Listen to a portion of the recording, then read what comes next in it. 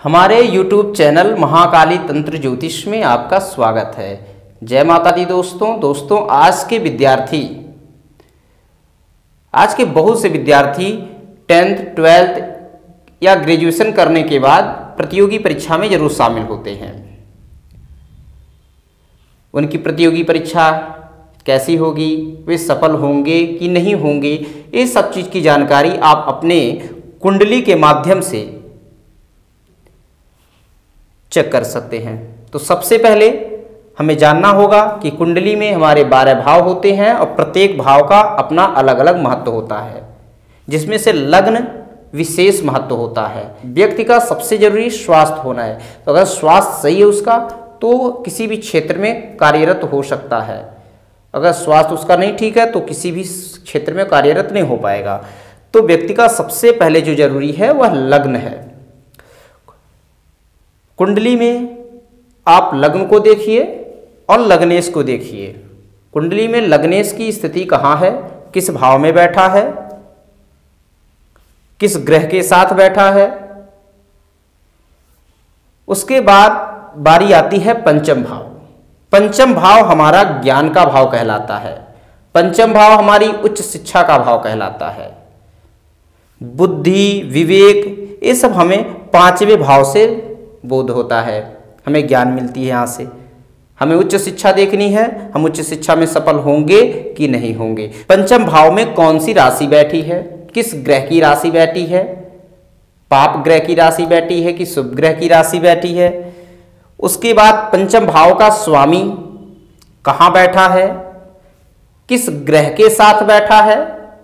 कुंडली में पंचम भाव का स्वामी किस भाव में बैठा है। प्रतियोगी परीक्षा के लिए कुछ रूल्स हैं, कुछ आपको टिप्स हैं। वो टिप्स आपको फॉलो करने होंगे। आपको कुंडली में चेक करने होंगे कि हमारी यह कुंडली इतने हमारे रूल्स को फॉलो कर रही है कि नहीं कर रही है। सबसे पहले वो हमारा लग्नेश है, लग्न है। लग्न लग्नेश है। कुंडली में हमें लग्न और लग्नेश की स्थिति अच्छी होनी चाहिए। कहने का मतलब कि लग्न भाव किसी पाप ग्रह से पीड़ित नहीं होना चाहिए। लग्नेश की स्थिति कुंडली में अच्छी होनी चाहिए। केंद्र भाव में स्थित होना चाहिए, त्रिकोण भाव में स्थित होना चाहिए। अगला आपको देखना होगा कि चंद्रमा को तो कुंडली में विशेषकर देखना होता है, क्योंकि चंद्रमा व्यक्ति का मन है। चंद्रमा को मन कहा गया है।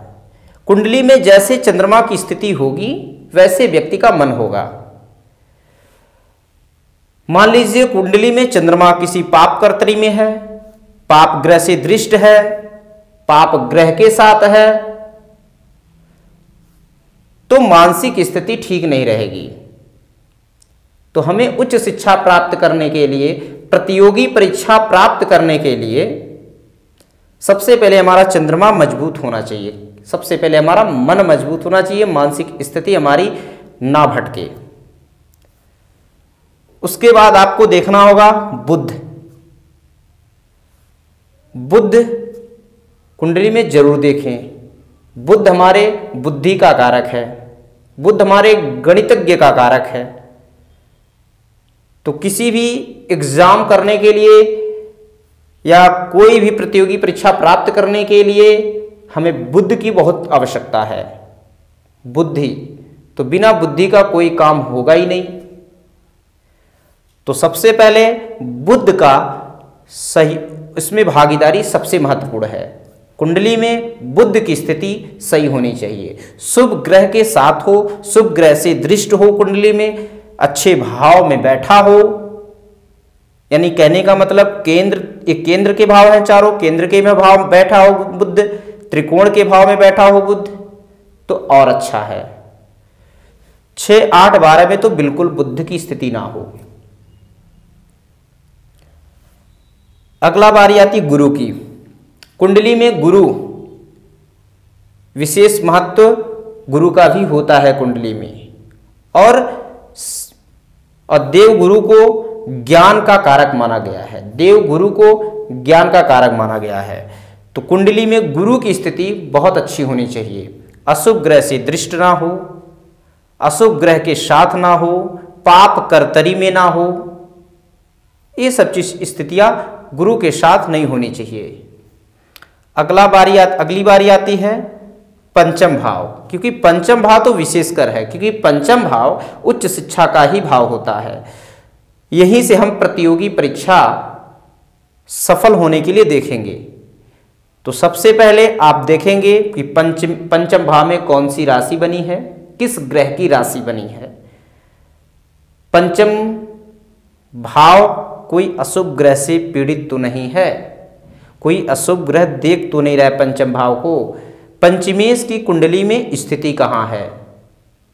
दुख स्थान में है, अशुभ स्थान में है, केंद्र त्रिकोण में बैठा है। बैठा तो किस ग्रह के साथ बैठा है, किस स्थिति में है वो, इसको चेक करना होगा। क्योंकि पंचम भाव अगर हुआ, हमारी पंचम भाव उच्च शिक्षा का भाव हुआ, तो सबसे पहले इसके जिम्मेदार होते हैं यहाँ की जो राशि होती है, दूसरी बात, और यहाँ का जो राशि की जो स्वामी होते हैं उनका दायित्व बन जाता है उच्च शिक्षा प्राप्त कराने में।